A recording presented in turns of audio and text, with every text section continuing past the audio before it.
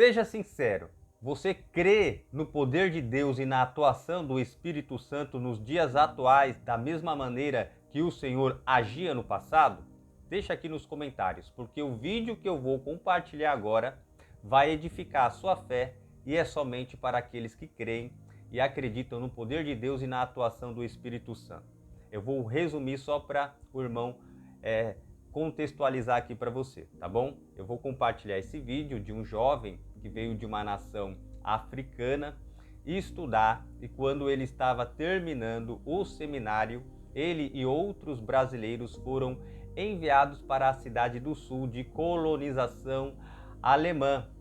E justamente por ele ser negro, falar um outro idioma, ele enfrentou uma grande barreira nessa cidade, que é bastante conservadora e bastante tradicional. Mas o Espírito Santo de Deus tocou nele e ele, sem estudar, aprendeu a falar o idioma alemão e a compreender o que as pessoas falavam. Meu querido irmão, isso é coisa maravilhosa. É só para os que creem, é só para os que têm fé. Presta atenção no vídeo, vou compartilhar agora da tela aqui do computador. Gostaria de chamar agora aqui à frente o Antônio. Encontramos? Bom dia, Antônio. Quantos aqui na igreja conhecem o Antônio? Temos bastante pessoas. Quantos sabem o testemunho que o Antônio viveu aí no final do ano passado? Quantos já o ouviram contar? Temos aqui. Bem, eu acho que agora é um momento assim que realmente os irmãos ficarão impressionados com uma história de milagre incrível que o Antônio pode vivenciar no final do ano passado. O Antônio é aluno do 4º ano de teologia. No 3º ano de teologia, os alunos costumam sair para a prática pastoral. Aqui no IAP, todos os alunos eles têm aulas práticas desde o 1º ano. Mas é no 3º ano, né, Antônio? Que saem para as igrejas, estão aí numa média de 3 meses. E o Antônio ele pode viver uma experiência incrível nesse momento. Só que eu vou economizar aqui a minha fala e vou dar o microfone para ele poder contextualizá-los algo que ele viveu. Bom dia, Gisele. No mês de setembro do ano passado, meus colegas e eu fomos enviados para o evangelismo. O evangelismo é um requisito prático do teológico, em que o aluno fica 3 meses numa cidade, desenvolvendo um trabalho de pregação do evangelho. E eu fui para Pato Bragado. Pato Bragado é uma cidade do interior, aqui no oeste do Paraná, uma cidade de colonização alemã, bem organizada. E lá fui eu, com o coração transbordando de expectativas. Inexperiente, porém, bem treinado e orientado pelos professores. Quando eu cheguei lá, percebi que as minhas expectativas começaram a ser frustradas, porque a realidade é totalmente diferente da que eu estava acostumado. Até então, o povo, eu via que era muito fechado, uma cultura totalmente diferente. Para tu teres uma ideia, às vezes eu saudava, cumprimentava, e o pessoal não respondia. Eu dava o benefício da dúvida, né? Pensava assim, não, talvez eu como tenho um português meio enrolado, talvez eles não estão percebendo bem. Vou tentar desenhar um pouco mais as minhas palavras, né? E ainda assim, não. Quando eu fui para o banco, em lugares públicos, assim como o banco, lá encontrei uma senhora. Enquanto eu entrei tranquilamente, ela ficou apavorada, segurou a bolsa, né? A bolsa dela. E o gerente lá do banco falou, fique tranquila, ele é um cliente já assíduo daqui. E ela ficou assim meio rosa, né? Com vermelho. Uma cidade bem conservadora. Era uma cidade, né? muito conservadora, né? Eu tinha um prós, porque eu gosto de coisa séria também, né? E o contra é que eles usavam a cultura, principalmente o idioma, como um bloqueio, como uma barreira para mim. E estava muito difícil para mim, muito mesmo. Eu lembro que na primeira semana eu recebi a visita do meu professor, para a área de teologia aplicada, e na despedida ele me orientou, me deu a seguinte orientação que eu levei a sério: Antônio, trabalhe duro, e a despeito das situações adversas, não largue mão da sua comunhão com Deus. E aí eu orava a Deus pedindo que ele me mostrasse o quão real é sua presença e a atuação poderosa do Espírito Santo.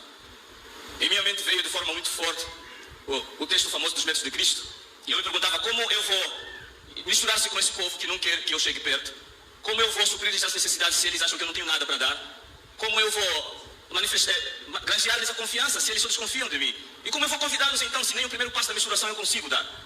Junto com você tinham outros amigos, outros colegas, eles também enfrentavam a mesma dificuldade, de forma geral, não apenas pela tua nacionalidade, pela tua cor, mas de forma geral lá era um local conservador. Sim, né? eu penso que não é questão de nacionalidade, nem cor. Ok. Porque eles estranham até um brasileiro que não faz parte do, né? E talvez se eles fossem também do meu país, o pessoal iria estranhá-los, né? Mesmo embora não iria retalhá-los assim. Em que momento você quebrou essas objeções? Olha, eu passava pela praça da cidade e encontrei 3 senhores, e eu resolvi ousadamente sentar perto deles. E quando eu sentei, eles levantaram e começaram a falar em alemão. Falei, meu Deus, mas como pode, né? Interessante, eu comecei a entender o que eles falavam. Eu fiquei impressionado e sorria para eles, só que eles pensavam que eu estava sorrindo porque eu era bobo. Só um detalhe, irmãos, para quem não conhece, a história é uma cidade típica de alemães, e lá eles costumam falar em alemão. Você alguma vez ouviu o idioma, se familiarizou, consegue compreender? Qual que é o seu idioma nativo? Meu idioma nativo é quimbundo, e o nosso idioma oficial do país é português. Então você fala esses dois idiomas? Sim. E você já havia conversado em alemão, já havia percebido isso? Aqui é que está a história, irmãos. Né? Nós vivemos, esse é o momento do milagre. Se atentem a isso. Eu nunca estudei alemão, nunca falei alemão, até hoje eu não falo alemão. Foi quando eu olhei para eles sorrindo, porque eu estava entendendo o que eles falavam para mim. É que eles conversavam entre eles, e um deles ousadamente perguntou para mim em alemão: e aí, desculpa a expressão, mas eu não me ofendo. Ei, seu preto, o que você está fazendo aqui nessa cidade? E eu respondi em alemão. E você entendeu que eles estavam falando em alemão? Eu entendi.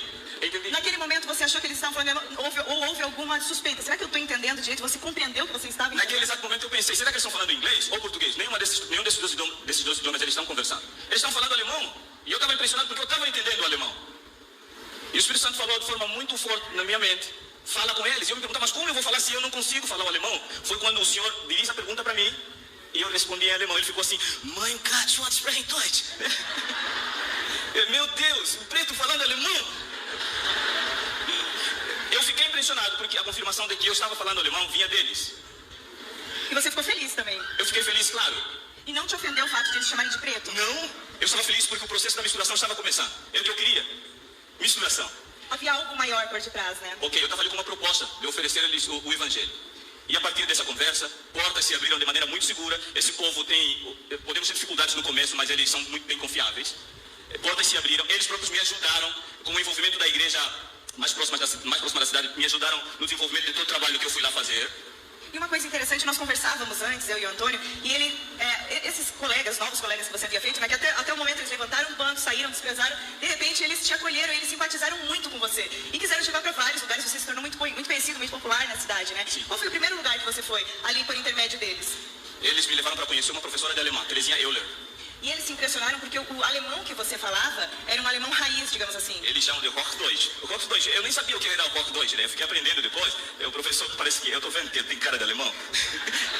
Eu acho que ele entende. O Hochdeutsch é o alemão, eles diziam para mim que era o alemão raiz lá da Alemanha, né? O alto, né? Do alto padrão. Então o impressionante para eles era ver um negro falando alemão e o alemão do alto padrão.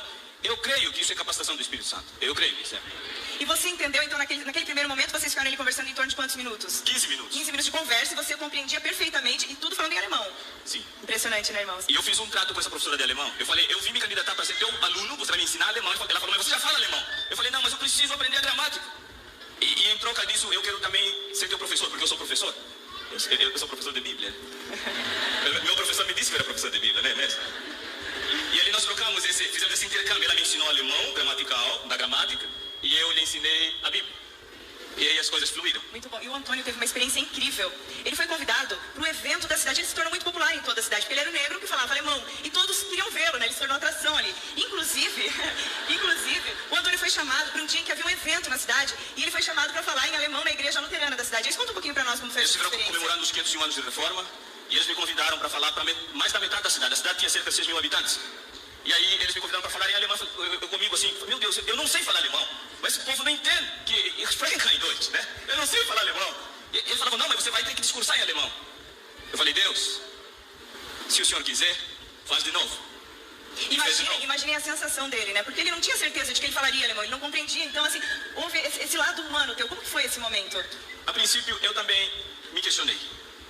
Mas quem sou eu para questionar um Deus que faz até uma jumenta se comunicar em linguagem humana? Será que não poderia ele fazer um homem se comunicar num outro idioma, pese embora nunca ter aprendido antes? Eu creio no poder e na atuação do Espírito Santo. E naquele momento, o Antônio teve uma oportunidade muito grande. Ele falou, aproveitando as circunstâncias, sobre Lutero, né? Como a Bíblia foi o coração da reforma luterana. E eu compartilhei com eles essa mensagem para a honra e glória de Deus. E com isso, portas se abriram.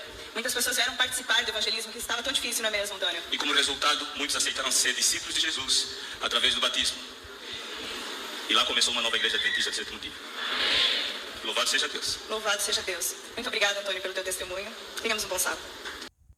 Coisa linda, coisa do céu. Queridos, o que houve com esse jovem foi a mesma coisa que houve com os apóstolos no dia de Pentecoste. quando eles aguardavam a promessa de Jesus que enviaria o Espírito Santo e eles seriam todos cheios de poder.